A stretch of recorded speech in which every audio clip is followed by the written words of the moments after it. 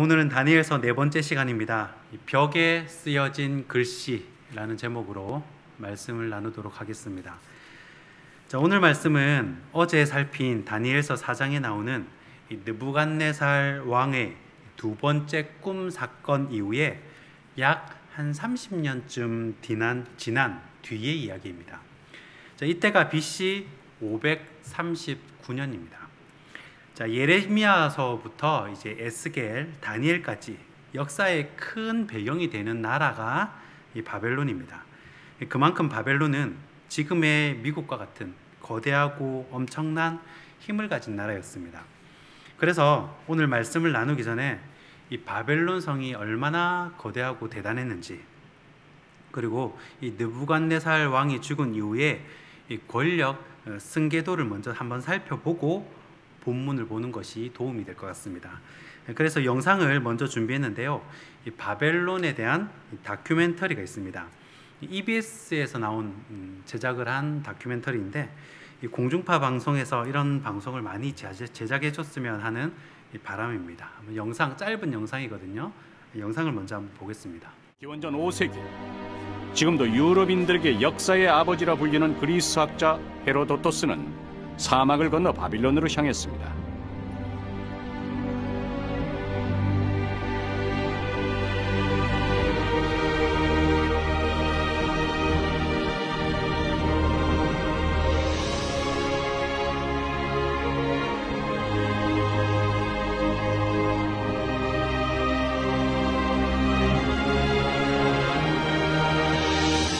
짧은 쪽 성벽의 길이는 18km에 달하며 긴 쪽은 무려 72km까지 뻗어 있다. 성벽의 높이는 14m이며 3중으로 되어 있고, 성벽 위로 난 길은 4마리의 말이 끄는 마차가 멈추지 않고 비껴갈 만큼 넓다.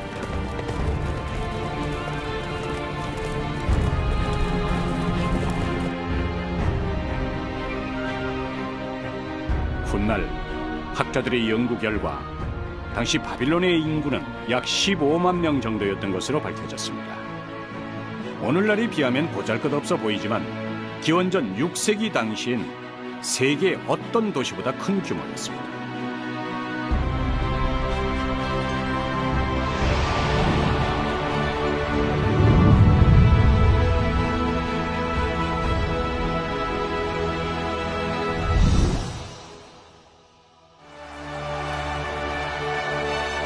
바빌론은 드디어 느부갓네살 2세의 야망에 걸맞게 복원됐습니다.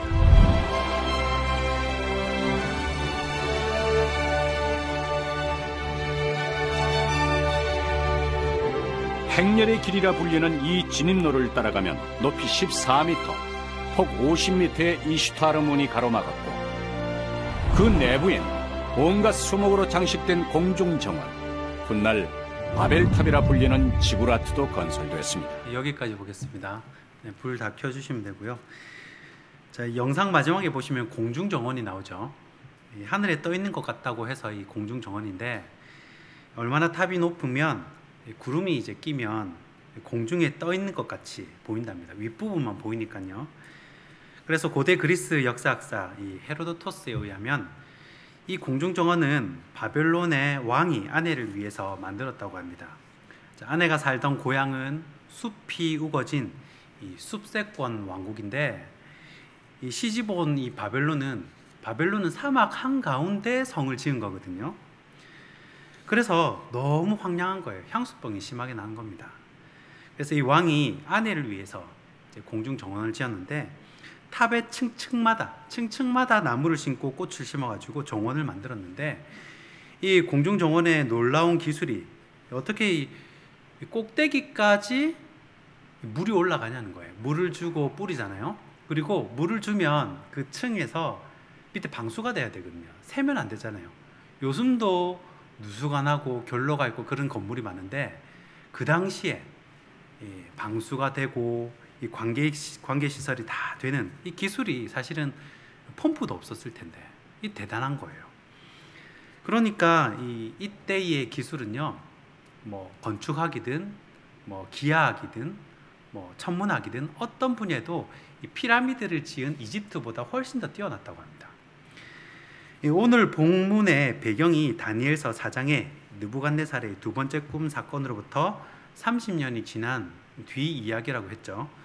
이때가 주전 539년인데, 자, 이 539년이 왜 중요하냐면요. 보시면 이 성이 엄청나지 않습니까? 삼중벽에 이 벽을 하나 뚫는 것도 두께가 굉장히 두께가 6m 정도 이렇게 얘기를 하던데, 그러니까 이제 말이 양쪽으로 비껴서 교차해서 지나가죠. 그 밑이 텅텅 빈 게 아니라 다 벽돌로 막혀져 있는 겁니다. 그리고 1차 벽을 뚫더라도 그 다음이 강이에요. 강. 유프라테스 강을 끌어와 가지고 그 성 둘레가 한 90km 된답니다. 성이 둘레가 90km면 엄청난 거죠. 그걸 다 이제 강으로 그 수로를 파서 이렇게 다 강을 만들고 그 성을 무너뜨려도 또 강으로 빠지는 겁니다. 그리고 더 높은 성벽에서 또 활을 쏘고, 그걸 넘어도 또 강이 있고, 이런 식인 거죠. 그리고 유프라테스 강이 가운데, 또 성 가운데로 지나가게 해서 이게 지공을 해도 상대편 적이 와도 20년은 거뜬하게 버틸 수 있는 식량이 있다는 거죠. 굉장한 거죠. 그러니까 이렇게 대단한 이 바벨론, 천년 만년 갈 것 같은 이 거대한 바벨론이 BC 539년에 멸망합니다. 성 하나 안 무너지고 성 그대로 있고 망합니다.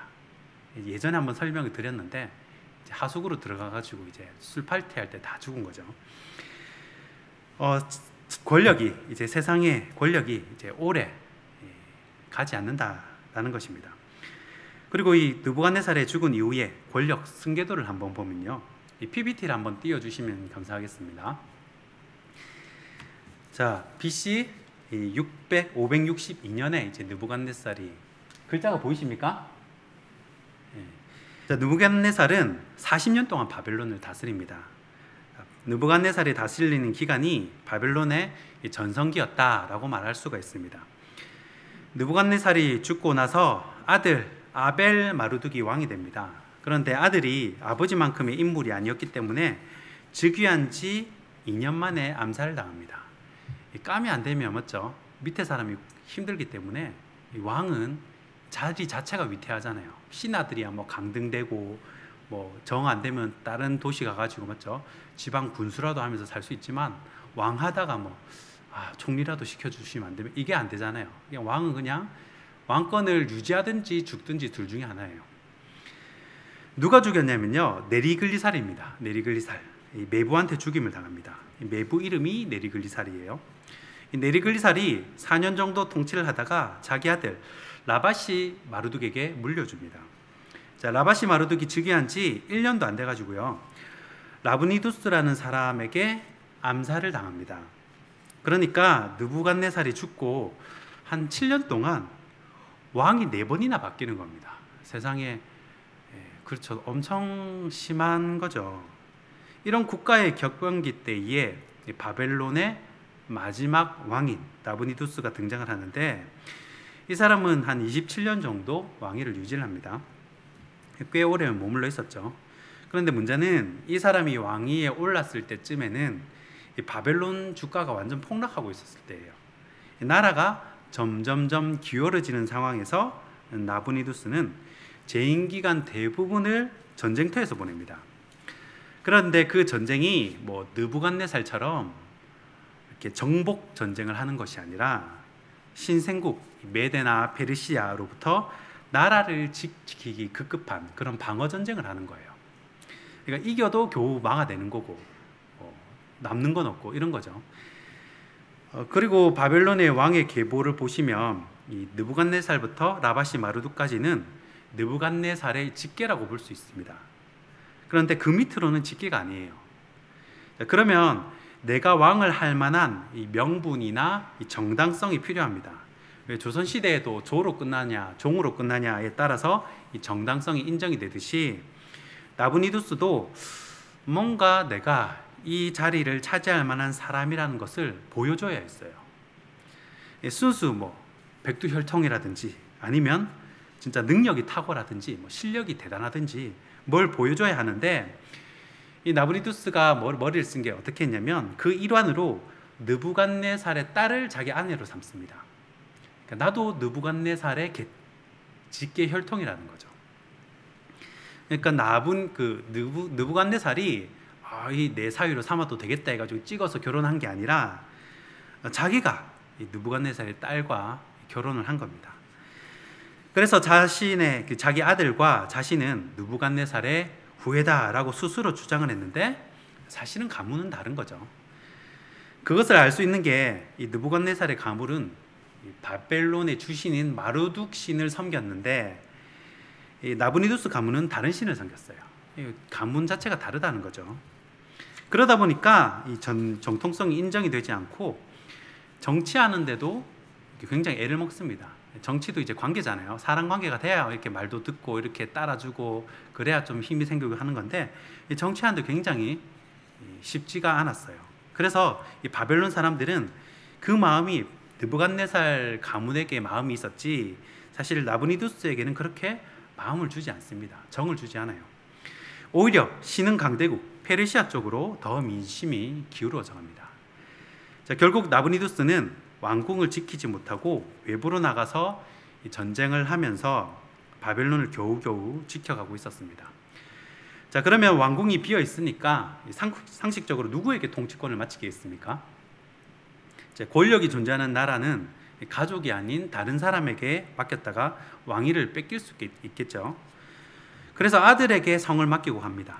그 아들 이름이 오늘 5장에 등장하는 벨사살입니다. 자, 아버지가 밖에서 전쟁을 하는 동안 궁 안에서 왕과 동일한 파워로 군림했던 사람이 벨사살이에요. 그래서 넘버 1이 나부니두스고 넘버 2가 벨사살입니다. 그리고 그를 해석하는 사람에게 세 번째 자리를 주겠다라는 말씀이 나오죠. 그러면 오늘 제목처럼 이 벽에 쓰여진 글씨, 이 사건을 통해서 우리가 배울 수 있는 교훈은 무엇인지 한번 살펴보도록 하겠습니다. 자, 첫 번째는 과하면 무너진다라는 겁니다. 오늘 본문 2절 말씀입니다. 벨사살이 술을 마실 때에 명하여 그의 부친 느부갓네살이 예루살렘 성전에서 탈취하여 온 금, 은 그릇을 가지고 오라 명하였으니 이는 왕과 귀족들과 왕후들과 후궁들이 다 그것으로 마시려 함이었더라. 아멘. 자, 3절과 4절도 보시면 이 3절에도 이 성소 중에서 탈취하여 온 금그릇을 가져와 가지고 마시고 4절은 더 심하죠. 4절에 보시면 그들이 술을 마시고는 그 금, 은, 구리, 쇠, 나무, 돌로 만든 신들을 찬양하니라. 이 구절 읽으면서 옛날에 그 예레미야 시대 때 하나님 성전에서 하나님 등지고 태양신이여 이렇게 찬양하던 그 장면이 떠오르는 겁니다. 사실 이 제기들이 성전에 쓰던 제기들이 술 따라 마시려고 이렇게 만든 제기가 아닐 텐데 말이죠. 지금 벨사살 왕이 귀족들 1000명을 데리고 잔치를 베풉니다. 말이 잔치지 향락 파티라고 보는 게 맞습니다. 그런데 벨사살이 뭐라고 명령하냐면 이 느부갓네살이 예루살렘에서 가져온 성전 제기들 그릇을 가지고 와서 거기서 술을 따라 마시겠다라는 겁니다. 자, 이것은 하나님의 이름을 모독하는 행위라고 할 수 있습니다. 마르둑 신의 왕국에서 이 이스라엘의 여호와의 성물들이 이 술그릇 정도로 이렇게 쓰임이 된다는 거예요. 거기에 더 나가서 4절을 보시면 돌로 만든 신, 나무로 만든 신 이런 신을 찬양했다라는 것입니다. 예전에 우리 믿음의 선배들은요 교회 물건이라고 하면 굉장히 귀하게 다루고 또 소중하게 아꼈습니다. 강대상도 함부로 못 올라가게 하고 교회 물건이나 하면 진짜 귀하게 다뤘었죠. 저희 조부모님들도 교회 일이라 하면 만사를 제쳐두고 교회로 갔습니다. 우리가 이 땅의 일들 중에 주의 일을 가장 귀한 일로 여겨야 합니다. 왜냐하면 하나님이 귀하기 때문에 교회가 귀한 겁니다. 하나님이 귀하기 때문에 교회의 물건이나 또 교회를 섬기는 사역자들 귀하게 생각을 하는 겁니다. 지금 벨사살이 하는 행동은 하나님이 자기 발밑이다 생각하고 하는 행동이에요. 이유를 생각해 봤거든요. 바벨론이 수많은 나라를 정복하고 거기서 섬기는 신들의 성전의 제기를 다 뺏어왔을 거 아니에요. 예루살렘만 뺏은 것이 아니고. 그런데 유독 이스라엘의 여호와만 그 영향력이 사라지지 않는 겁니다. 바벨론의 황금기를 이뤄낸 느부갓네살 왕마저 이 다니엘의 꿈 해석이라든지 또 풀무불에 넣은 이 세 친구 사건을 통해서 여호와만큼은 인정할 수밖에 없는 겁니다.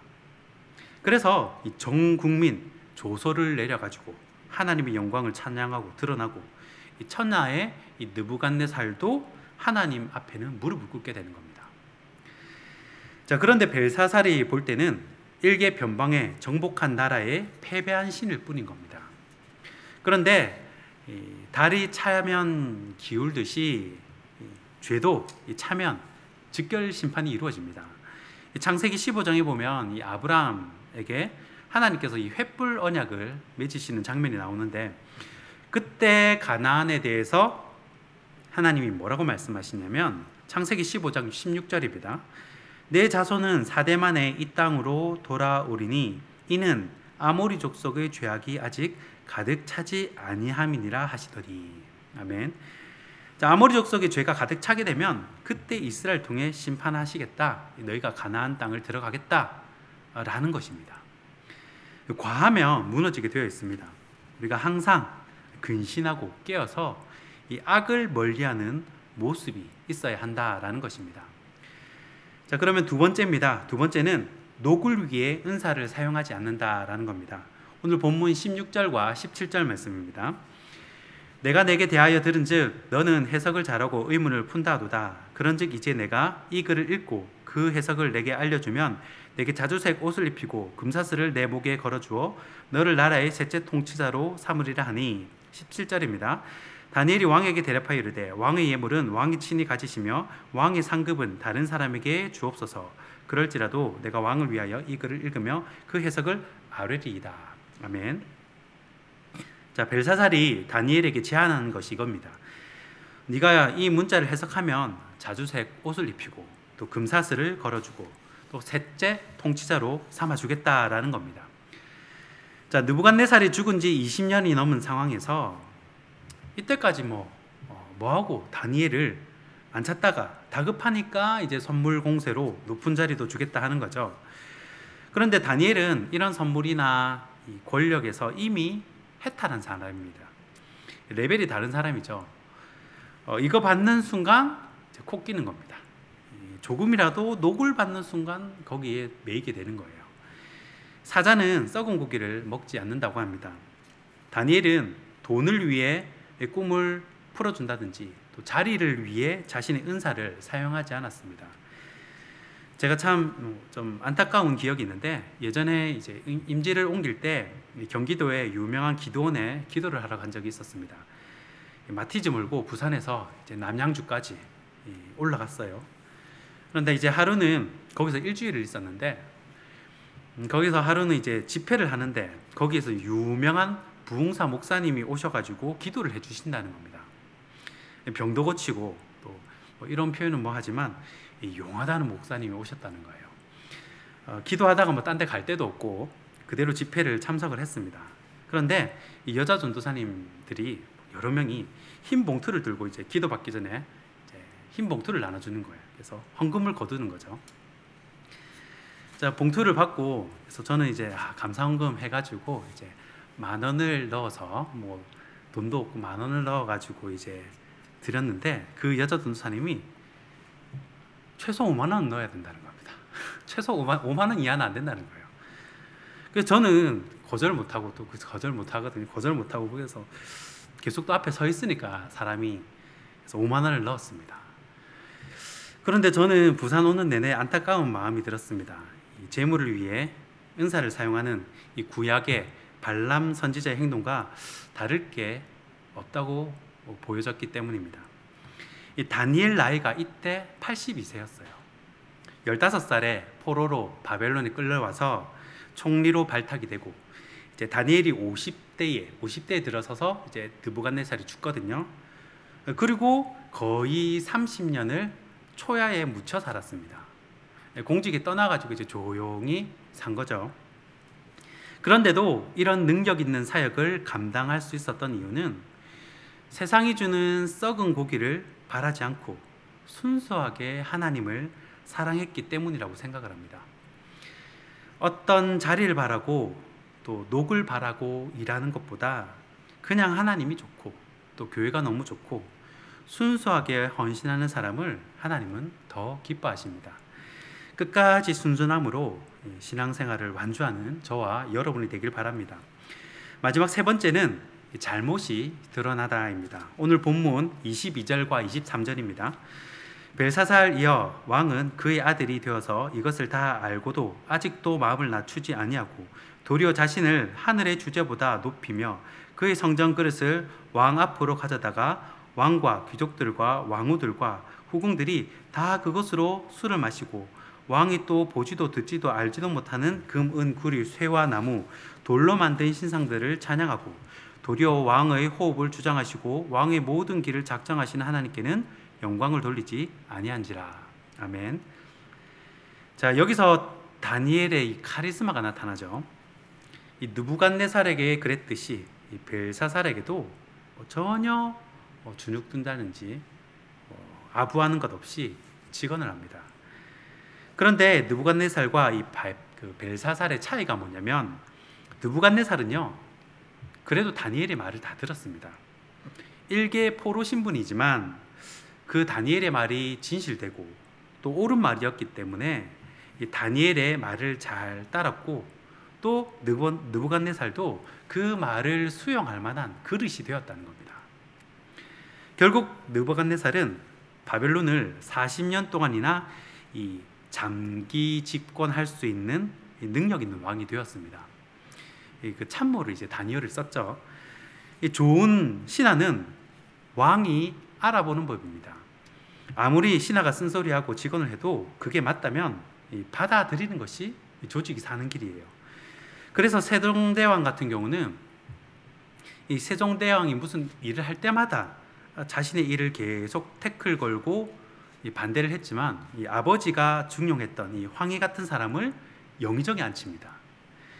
인재라 생각하면 네 사람 내 사람 안 따지고 등용을 하는 겁니다. 이 안타깝게도 이 느부갓네살이 죽은 후에 어떤 왕도 이 다니엘의 능력을 알아보고 중용한 왕이 없었습니다. 잃어버린 20년이 된 거죠. 그리고 80이 넘은 나이에 82살에 다시 다니엘은 이 역사의 한가운데 등장하게 됩니다. 이런 걸 보면 참 은퇴 시기는 내가 정하는 게 아니라 하나님이 정하신다라는 것을 알 수가 있습니다. 아무튼 이때 다니엘은 자신의 나라 예루살렘 성전의 제기를 들고 이 술포 마시는 왕과 귀족들을 보고 눈빛 총알을 발사했겠죠. 막 째려보면서 어디 너희들이 감히 이 성전의 제기를 들고, 그리고 그들의 잘못을 정확하게 다 지목해 줍니다. 자, 그들의 잘못이 뭐냐? 첫째, 마음을 낮추지 않았다. 바로 본문에 나오죠. 그리고 두 번째, 성전의 잔으로 술 퍼마셨다. 함부로 이렇게 하나님의 물건을 대했다는 거죠. 참 이런 거 보면 우리가 교회 물건도 소중히 다뤄야 하는 그런 이유를 알 수가 있습니다. 그리고 세 번째, 하나님을 조롱거리로 만들고 돌로 만든 신을 찬양했다. 이렇게 조목조목 다 죄목을 이야기를 해줍니다. 자, 이렇게 이유를 다 말해주고, 그리고 이런 이유 때문에 24절에 메네 메네 데겔 우바라신 이 글자를 쓰게 하셨다라는 것이 바로 오늘 다니엘서 5장의 내용입니다. 말씀을 정리하겠습니다. 어제 새벽에 사람은 누구나 하나님께서 달아보시는 때가 있다라고 말씀을 드렸습니다. 믿는 사람뿐만 아니라 안 믿는 사람도 하나님께서 달아보시는 때가 있다는 겁니다. 벨사살은요 27절이죠. 본문 27절에 나옵니다. 저울에 달아보니 어떻다는 겁니까? 부족했다라는 거예요. 저울에 달아보니 부족했다. 그래서 느부갓네살처럼 느부갓네살이 그때는 좀 수치스러워도 7대 동안 먼저 훈련받은 사람이 복된 자란 거예요. 언제가 될지는 모르지만 하나님은 반드시 우리도 달아보실 때가 있어요. 이 믿음, 내가 가진 믿음이 참 믿음인지 아니면 녹을 받기 위해서 사역하는 사람인지, 하나님을 사랑하는 마음으로 양을 위해 사역하는 사람인지 하나님께서 이렇게 달아보실 때가 있다는 겁니다. 그때가 되면 하나님께서 장 목사를 저울에 달아보니 부족함이 안 보였다. 칭찬의 메시지를 듣는 저와 여러분 모두가 되기를 주님의 이름으로 축원하고 축복합니다. 기도하겠습니다. 심판자 되시고 인사권자가 되시며 또 온 세상의 주권자 되신 하나님, 우리가 그 하나님을 순수한 마음으로 사랑하고 예배하길 원합니다. 이 자리에 나온 성도분들 정말 보석 같은 분들입니다. 주님 특별히 기억하시고 다니엘과 같이 일평생 하나님 손에 들림받아 쓰임받는 인생 되게 하여 주시옵소서. 이제는 우리 주 예수 그리스도의 은혜와 하나님 아버지의 사랑과 성령의 교통하시는 은혜가 순전한 마음으로 하나님을 사랑하고 교회를 사랑하고 사역자들과 성도들을 사랑하길 원하는 이 자리 모든 백성들 위해 이제로부터 영원히 항상 함께 있을지어다. 아멘.